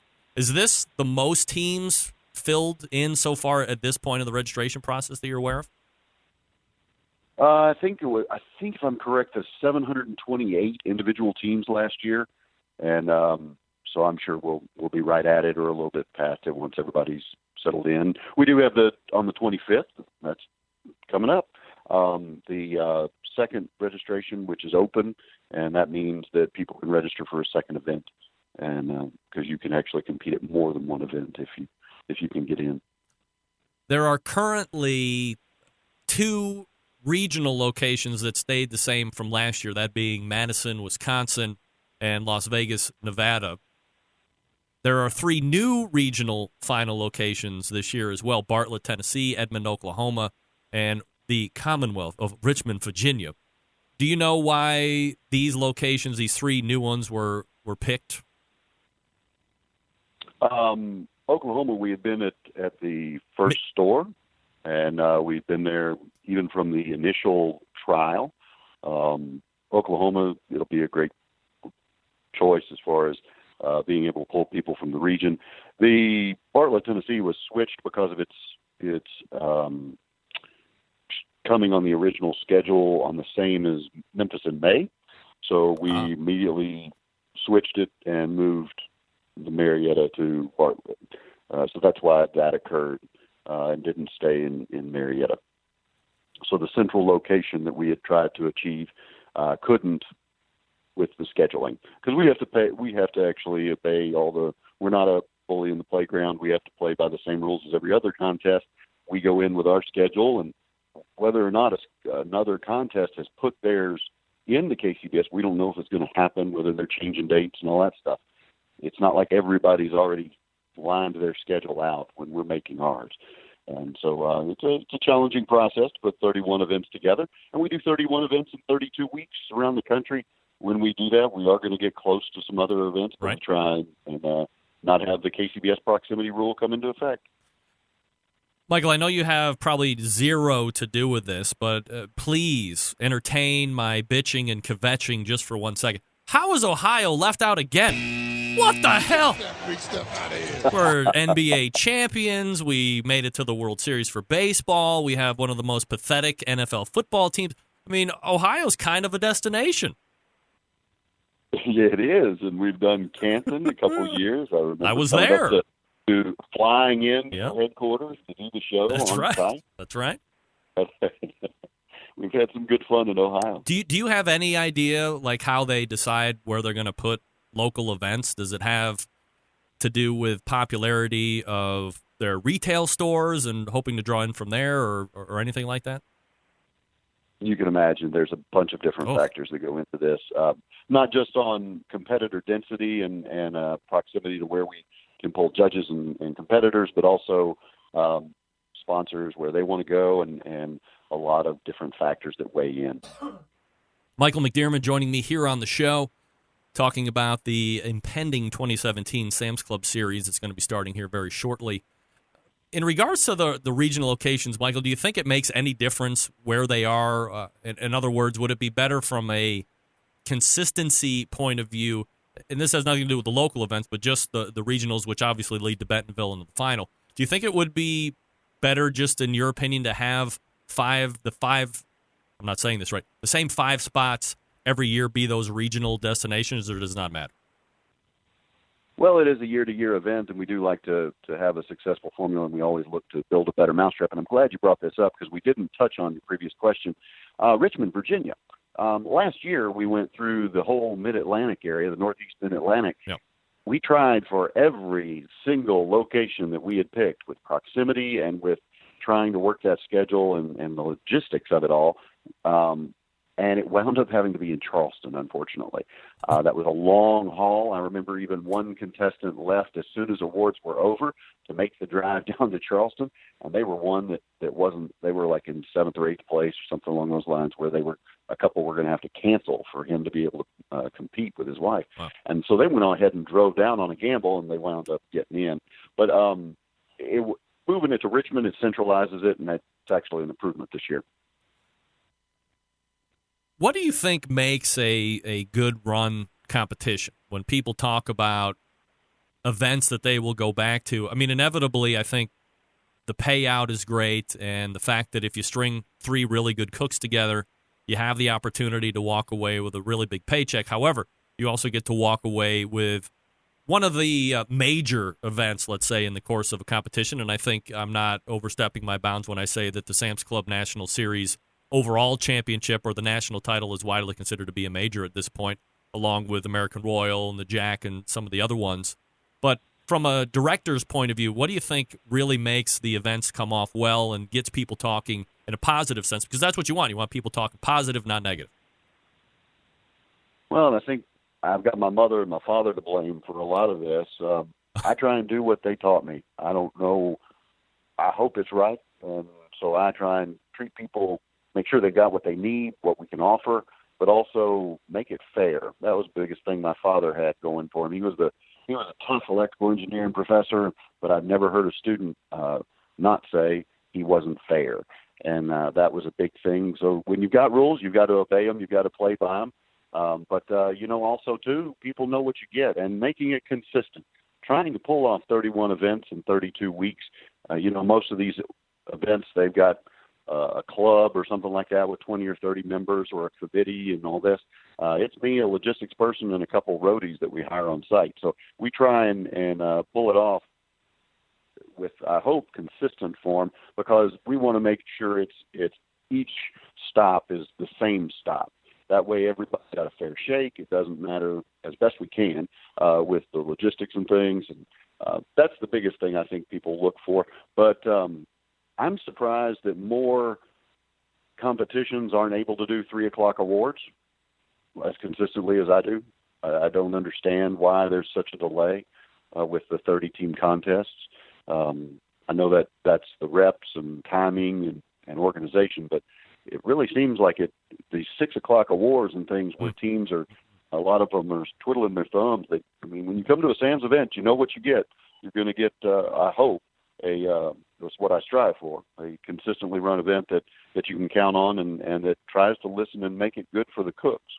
If I didn't know any better, I think I was talking to a pitmaster discussing what it takes to be consistently being called for meat categories and overall calls. It's consistency, whether you're doing a cook or whether you're putting on a event. And we're talking with Michael McDearman, the Sam's Club director here, getting ready to start the 2017 season. Any big changes to the Sam's tour this year that we should know about, or any new tweaks? I think it's always fun and interesting to see the excitement around the sponsors with barbecue and the things that are going on.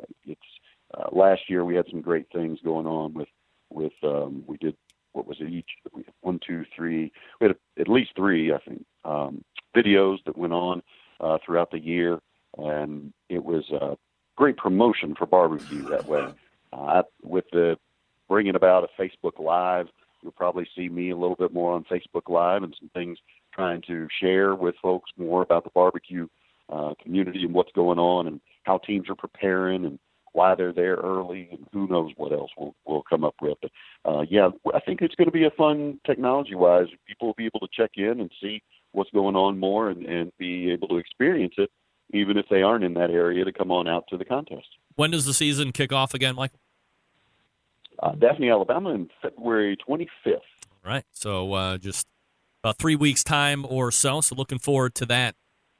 Like, I want to switch gears real quick, and I think if anybody's a friend of yours on Facebook or on some type of a social media, they have been seeing a transformation, if you will, or a reformation of Michael McDearman physically. And you have the Fit Griller handle going on now. So talk to me about Fit Griller, what that is, and obviously everybody wants to be healthy, but I think putting rubber to the road is a whole different thing. It really is, and I went through an experience in Richmond, it was Virginia this year, where I went through dehydration. And when I went to the hospital on Sunday after flying back from the event, I had been out in 135-degree temperatures on pavement, and I was drinking Gatorade, just pounding the Gatorade, thinking I was hydrating, and I wound up actually having too much of the ingredients in Gatorade in me, and it wound up pulling water out of me rather than putting it into me. So I wound up going through they even treated me like a heart attack because my enzymes were so high. They thought I was having a heart attack at first. It was a little bit of a realization, but in 2016 I made the choice to, and believe it or not, I know a lot of people thought I was skinny, but imagine this, in college I was 142 and 6'2". I was a rail. I was a skinny boy. And now I was 206, I think. Anyway, I lost 35 pounds of fat because we did the body measurements and stuff. It was able to check, and I did a loss of 35 pounds of fat. And then working with a trainer and diet and really keying in on healthy lifestyles, but flavorizing that healthy lifestyle, I wound up gaining 38 pounds of lean muscle. Wow. And so now I've got some pistolas. I don't have guns yet, but I got pistols. Well, we got to start somewhere, right? Better than flabby earthworms.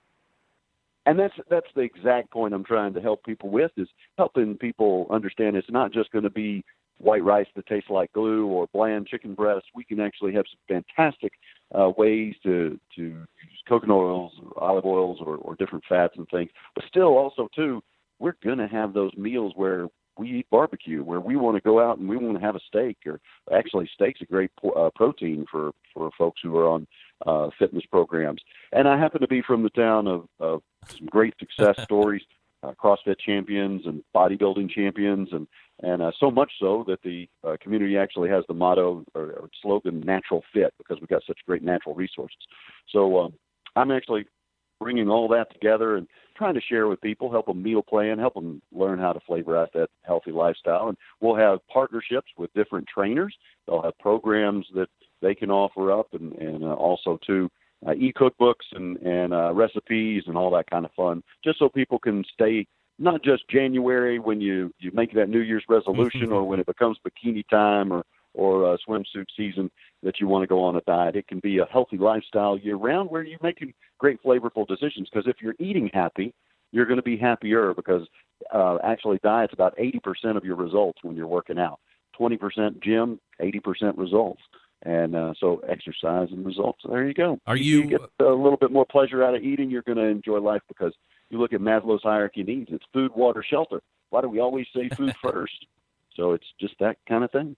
Do you have like a website and stuff that you're tracking through, or some type of contact info in case people want to get in touch with you, or is it just the Facebook stuff? Absolutely. Yep. Fit Griller on social media, and that'll be perfect for you. But we are going to roll out the website here in about 2 weeks, and then everything else will be piling on throughout the year.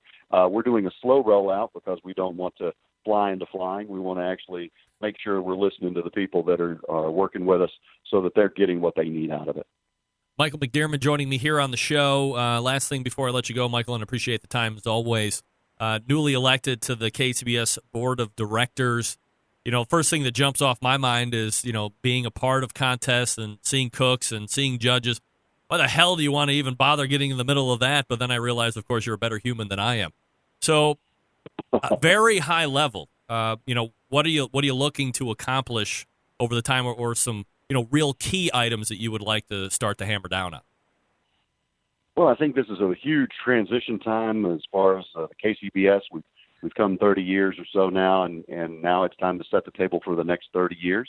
I think that we've got some definite things we can constantly look at the product we're producing and improve. Are we putting out there what our membership, customer base needs? And then also, too, the future transition in leadership. What are we going to set our stage to be? What are we going to continue being the leader in the food industry as far as competitions go? We need to be educating folks on barbecue and getting that word out there, because it's not just about. You look at, good grief, the sponsors that have come in. It's amazing the support we've got, but it's also can be more. Michael McDearman is Fit Griller. He's the Sam's Club Tour Director and KCBS Board of Director, newly voted in. Michael, always appreciate the time, man. And we'll talk to you again once Sam's gets rolling. Look forward to it, Greg. Take care of you, and all right. Good luck. Thank you so much. There he is. My guy. Michael McDearman, McD, as we like to. I think I nicknamed him McD, by the way. I'm not trying to take credit for stuff that I All didn't do. guests on the Barbecue Central show appear via the Smithfield Hotline. Yummy. Can you imagine having your turn-ins done and then you have to wait until 6 o'clock? Dudes want to blow out. I want to sit there for 3 more hours, right? And by the way, if you're an MC, know how to get through awards. I've done it once, and I was great. Ask David Qualls. I kept it moving. Got people over, shouted out, witty jokes, people made fun of me. Fun. All right, folks, if you're like me, you want to step up the barbecue and grilling game. No better or easier way to do that than by treating yourself to a little Butcher Barbecue. Here's the deal.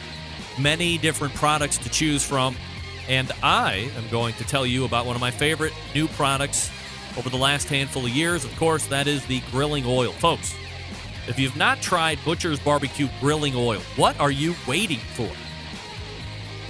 Butter flavor is my flavor. However, they also have chipotle, and they also have steakhouse seasoning. So, if you're into those type of flavor profiles, you're going to want to pick up a bunch of bottles. And you're going to use it way more than you think. Now, why is that? Let me tell you why. This stuff is shelf stable. You know that stuff in the blue bottle, that parquet stuff? I'll mention it by name. Well, kind of a limited use, right? You're going to put it on ribs before you foil. Maybe you're going to put it on baked potato, fried potato, whatever. Fit griller rolling over in his seat right now as we talk about butter. This is barbecue. That stuff has to go back in the refrigerator, so the next time you're going to use it, you got to remember it's in the refrigerator. With the grilling oil, it's completely shelf stable. It stays right out there by the stove or the oven, or you can take it outside to the grill. You can just take it around with you. Get a grilling oil holster, keep it right on your side. It's ready for dispersion any and all times. Doesn't go bad. So, you need a little extra butter flavor, or chipotle flavor, or steak flavor on something. Whip it out, hose it on, you're ready to go. And most importantly, where some of those parquet-style butters kind of change that texture of the meat on the rib, grilling oil does not do that. I love the product. I buy 12 at a time. And by the way, I buy 12 at a time, not get sent for free. I buy 12 at a time. If you haven't tried it yet, and I'm doing the whole read on it, make this your product to try in January. We'll try a new one in February. ButcherBBQ.com. That's ButcherBBQ.com. Always trust your butcher. CJ, helping me close it down. Coming up.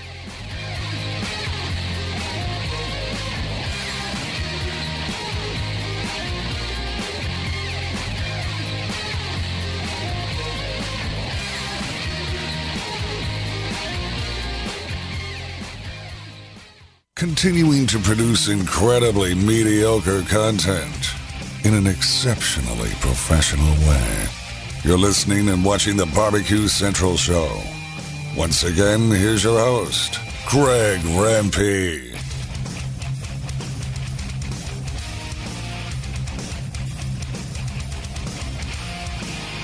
All right. Welcome back. This portion of the show being brought to you by Smithfield. Biggest names at pork, bringing you great opportunities this barbecue season. Get smoking with Smithfield and their grant program and committed cooks program. Learn more at smokingwithsmithfield.com. That's smokingwithsmithfield.com. If you run a contest, you can apply for the grant program. Commit to cooking with Smithfield. You can get a lot of cool free stuff. Doesn't get any better than that. Thanks to Smithfield for joining the show. Helping me close it down tonight is the pitmaster of a team who I was supposed to follow all the way through last season. That didn't work out good. This weekend, however, He is gearing up to defend his title at the San Antonio Rodeo BBQ Cook-Off event, and here to look ahead, talk about the chances of repeating, none other than the pitmaster of Momma and Papa Joe's Barbecue, my buddy, Clarence Joseph, joining me here on the show. CJ! Yo, Greg, what's up, baby? Happy New Year, dude. How are you? Happy New Year to you. Doing well and appreciate the time, as always, Clarence. So, big weekend coming up, of course, and we're going to get into that here in a second, but because I didn't do it at all last year because I'm a dick, how about a little bit of a recap of the 2016 season for Mom and Papa Joe's? What'd you like? What'd you miss? Little rundown. 2016 was a very interesting year, Greg. And I hate to say it was a bit disappointing, but coming off of a 2014 and a 2015 when I was almost at 10 GCs, I kind of dropped off a little bit. And I want to say I had an average year, so it was a bit disappointing. I could never seem to really get all three meets to come together on a consistent basis. And no rhyme or reason. I think for the most part, people caught up to me to some degree. So I'm looking forward to getting 2017 back on track the way I know I can cook.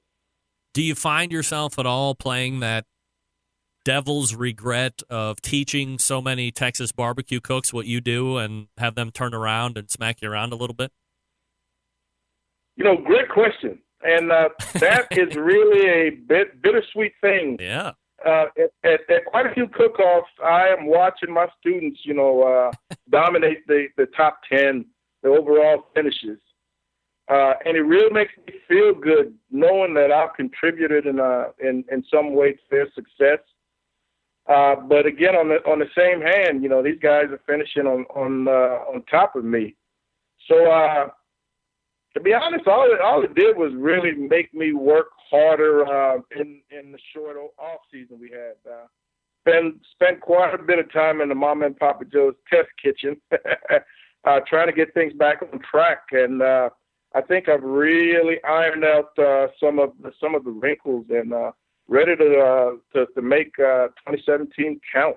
All right, so let's go ahead and take a look at the upcoming weekend. But first, let's take a quick look back at last weekend. You were at, I believe it's Retama Park Cook-Off in San Antonio, if I'm saying that city right. Yes. But you take... we were in Retama, and my first opportunity to debut some of my new recipes. Very happy with all three products that we turned in. And for the most part, the judges agreed with me.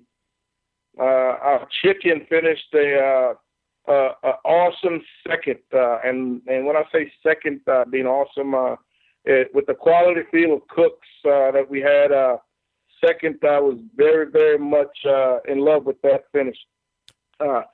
Chicken was one of my problems last year. My chicken was hit or miss. I either be top three or not in even in the final tables, and I couldn't understand why. But some tweaks over the off season, and the chicken has come off the bat flying. So let's hope that continues. And the ribs, I ate some of the ribs a couple of days after that event, and again, no answer as to why they didn't hit. Because I really loved them. That's the product that I set out to turn in. That brisket, though, was a beast. It was one of the best briskets I've cooked in terms of flavor in a long time, and the judges agreed with me. It was the first place brisket. We ended up being reserve grand champions, which is a great way to start the year. So with that momentum, I'm very much looking forward to this weekend. CJ, when you talk about chicken kind of being hit and miss and trying to look at making tweaks, is it something that you just internalize and work on yourself, or do you go to other pitmasters that might be having a little bit more of a consistent success with chicken and try and soundboard with them? I mean, is there a relationship, or is that a conversation that can be had, or not so much? I will tell you, I get quite a few calls from individuals asking for advice. And one of the things I always do is ask them, well, what are you doing? You know, I'll be honest. I ask them, what are you doing? And on more than one occasion, what they're doing is giving me some idea that I intend to tweak or try at some point later on. And that is what happened with specifically with the chicken over the off season. You know, this was from a pitmaster that called me and asking me for ideas, and I took a part of his process and tweaked it a little bit to fit into my process. And I really think I've hit on to something, and I'm looking forward to see where that particular tweak takes me in the upcoming cooks. You know, a year ago, Clarence, you were walking away with Grand Champion at the San Antonio Rodeo BBQ Cook-Off, and we advanced 12 months to kind of where we are today, looking ahead to this coming weekend. Do you think at all about repeating? Can you not have that mentality, and is it just, I got to have the best cook I can have? You know, from the internal mind, where are you at? I wish I could say that I didn't think about repeating. In my 6 years of competitive cooking, I have not been able to defend a grand championship. And as far as I'm concerned, this is one of the biggest stages that I will ever have to try to accomplish that feat. So I'm sitting here, and again, I'm not being braggadocious or presumptive, but I think my chances of coming out on top are as good as anybody else's in that field of cooks. And again, we're going to have some of the best cookers across Texas at this event. Some 325 teams. 325. And I think my chances are as good as anybody else's. 325. 325 teams, yes, sir. Wow. I mean, and it's, you know, it seems to be, and I think I've brought this up a number of times with some of the other Texas guys that I've had on here over the last 12 months or so. By and large, most Texas IBCA events or some of the other sanctioning bodies have way more participants in their contests than you would find at a FBA or a KCBS contest. Why do you think that is? You know, it's hard to figure why, but over the years I've just noticed that a quality cook-off, and when I say a quality cook-off, I refer to the quality of cooks that are attending in combination with the payout. In Texas, man, that will bring the cooks out of the woodwork.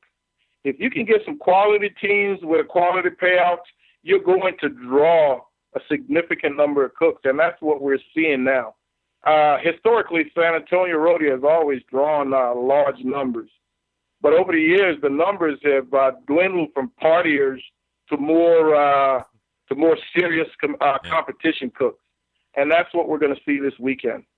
I think by and large, over sanctioning body to sanctioning body to sanctioning body, the partier mentality. I mean, if you're just going to be one of those teams that does it a couple times a year, and this is just what you blow your wad on, that's one thing. But for the guys that are out there doing it 10, 15, 20 times plus, there doesn't seem to be any time to party anymore because of the amount of expense that you're going to be incurring regardless of the sanctioning body.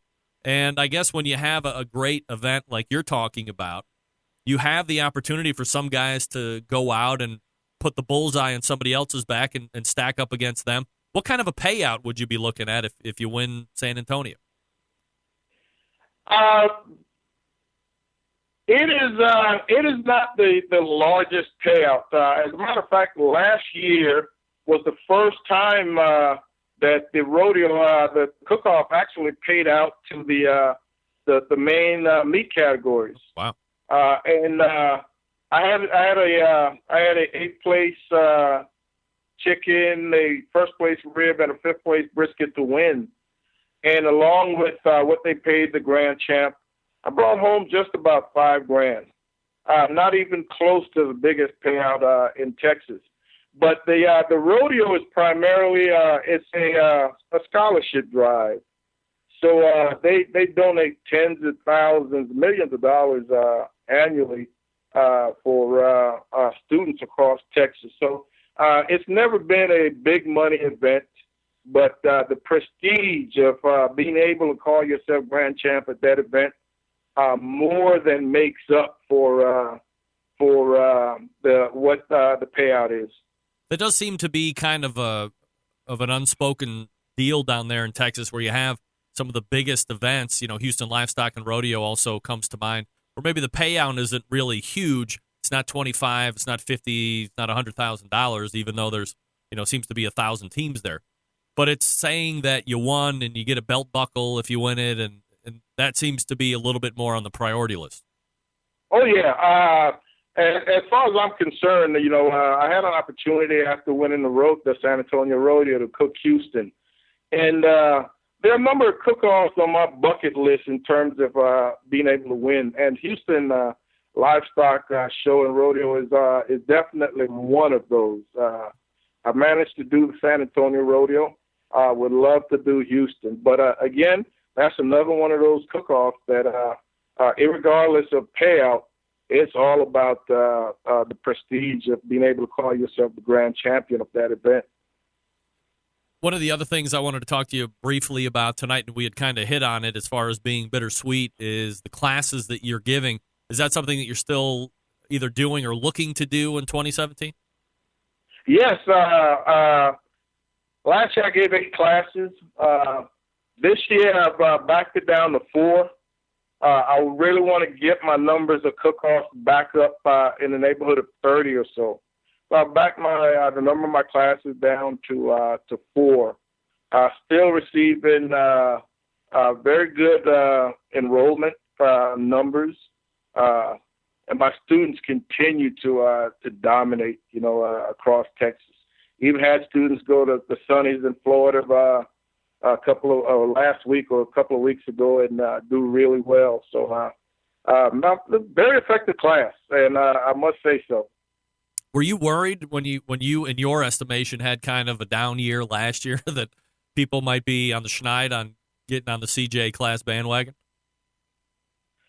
I've got to say that I was. I'd be lying if I said I wasn't. But I really think people have gotten to the point where they trust what I'm doing, my instinct, and it was just one of those things where it was time to tweak. And, sometimes the star of the show is the last to know that he's reached that point where he no longer has what he once had. And like I said, I put the work in over the holiday period, and we shall see in the very near future exactly how it's doing. But again, like I said, any potential cook that really wants to up his barbecue game, I'm their man. Absolutely. This coming weekend, he's looking to defend the championship that he won last year at the San Antonio Rodeo Barbecue Cook-Off. It's the pitmaster of Momma and Papa Joe's Barbecue, Clarence Joseph. Really appreciate the time, Clarence, and continued success this weekend, and we'll talk to you soon. All right, you take care, Greg, and thanks a lot for the call, man. You got it. There he is. CJ from Momma and Papa Joe's Barbecue. Again, looking to repeat as San Antonio Barbecue Rodeo champ. All guests on the Barbecue Central show appear via the Smithfield Hotline. Yummy.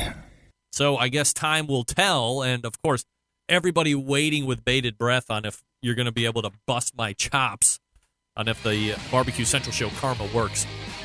That doesn't usually work out too well for the Centralites, by the way. I'll tell you what works out for the Centralites. The Barbecue Guru, the longest-running sponsor of the show. Let me talk to you for a few minutes about them. Gang, if you've been thinking about automatic pit temperature control devices for your cookers, stop here. This is the company that started it all. They are the creators of this technology. Why are you going to buy it from any other company? Not familiar with how these little beauties work? I'm not going to get into the minute detail, but imagine a product that allows you to set your temperature. And one set keeps the temperature right along all the way through the cook. Sounds too good to be true? It's not. It's real life. You can take advantage of this technology right today. Because, what? Maybe you're busy working professional, or perhaps you're constantly on the run with kids, doing errands. Quite frankly, you just don't have that time to set around and tend pit temperatures. The Barbecue Guru allows you to throw on a pork butt, a brisket, a couple slabs of ribs, and you're off to do whatever it is you need to get done. The Guru maintains that pit temperature you set it at. You got the CyberQ Wi-Fi, totally geeked out mode. Can run up to 2 pits, multiple internal temperatures of meat, connect your smart device, whatever that is. And then you can make pit temperature control adjustments right there. You can monitor internal temperatures of meat right there. You never have to get out of bed, pretty much, is what I'm saying.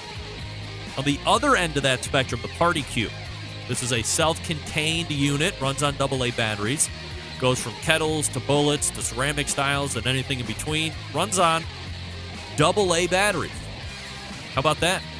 Easiest point of entry into the pit temperature control device market. Next week, we're going to be talking to Bob Trudnak about the revamp of the Onyx oven, so I won't talk about anything more in that regard. Now, here we go. Do yourself a favor. Head on over to thebbqguru.com. That's thebbqguru.com. Check out their products. If you have any questions about what to order, call them directly, 800-288-GURU. They'll make sure you're outfitted with exactly what you need to get you up and running right out of the box. That's 800-288-GURU. Or thebbqguru.com. The Barbecue Guru continues to be a breakthrough in barbecue technology. All right, we're back to wrap up the show right after this. Stick around. We'll be right back.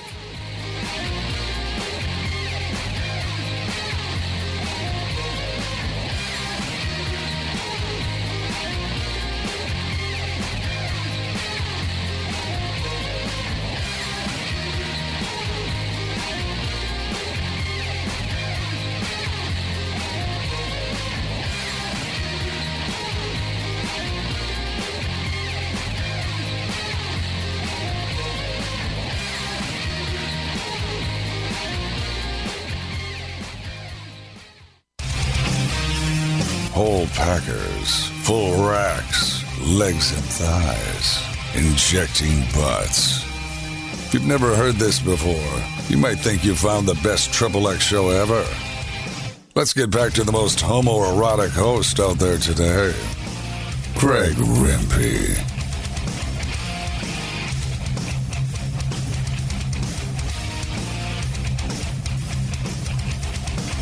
All right, welcome back.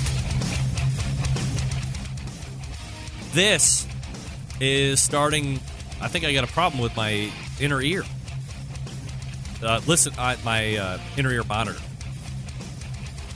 Is it shorting out? Are they going to fix that? Will they fix that? Every time I go like this ear dies. Can't handle that. I just got a new mixer. I need to hear my gloriousness, for crying out loud.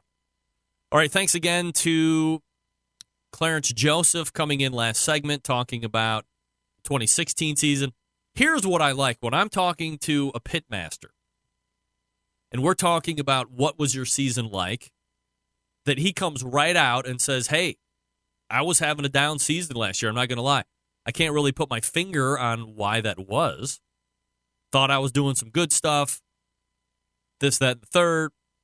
But in the end, I wasn't getting the calls or I wasn't getting consistently, which messes around with your overall. And then compared to the year before that, you're not having near the success that you were having.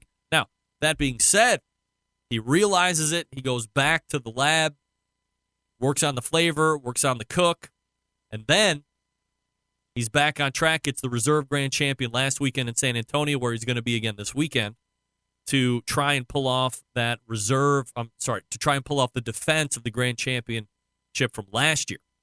So very exciting stuff. I wish him good luck. Of course, he has the show Karma, so not too much needed. We'll get a recap from him next week.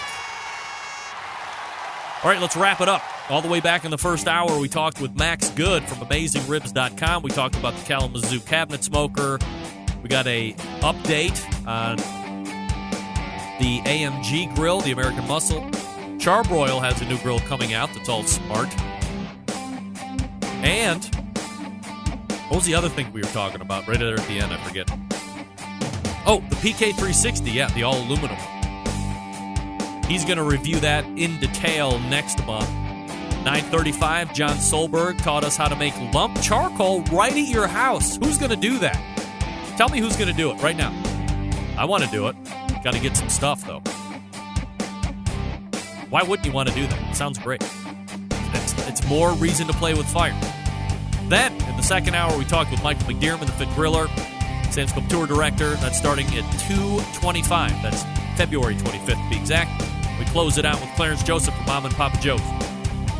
Big show lined up next week, September 11th, 2001. I will never forget. And until next Tuesday at 9 p.m. Eastern Standard Time, this is your program host and proud U.S. American, Greg Rempe. Good night now.